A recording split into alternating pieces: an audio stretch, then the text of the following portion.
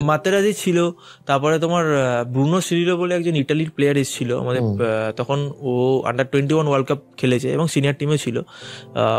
ও এসেছিল এবং ও এসে কিছু কিছু স্পেসিফিক জিনিস আর কি বলেছিল আমাদের, হ্যাঁ, আমাদের ডিফেন্ডারদের নিয়ে, কারণ ও টপ লেভেলে খেলেছে, ইটালির মতো টিমে খেলেছে, ওয়ার্ল্ড কাপ উইনিং স্কোয়াডে ছিল।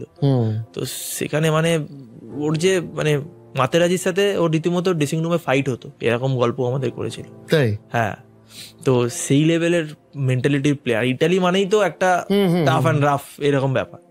তো ও কিছু কিছু জিনিস আমাদের ইনসিডেন্ট বলেছিল, ওর খেলার আগে যে প্রিপারেশন, মানে ওর খেলার আগে মানে একটা আলাদা জোনে চলে যেত, ওয়ার্ম আপে যখন ওয়ার্ম আপে যেত আলাদা জোনে চলে যেত, মানে তারপরে যখনই খেলা শেষ হয়ে যাচ্ছে তোমার সাথে আবার নর্মাল হয়ে যাচ্ছে, এসে ভালোভাবে কথা বলছে। কিন্তু মাঠে তোমাকেও যেরকম সাপোর্টও করবে, তোমাকেও সেরকম বলবেও, গাইড করবে, কমিউনিকেট করবে যে এদিকে যাও, এটা কেন হচ্ছে, ওটা কেন হচ্ছে, মানে এইরকম ইনভলভমেন্টটা প্রচুর, মানে যখন ওই ড্রেসিং রুমে ঢুকে যাচ্ছে।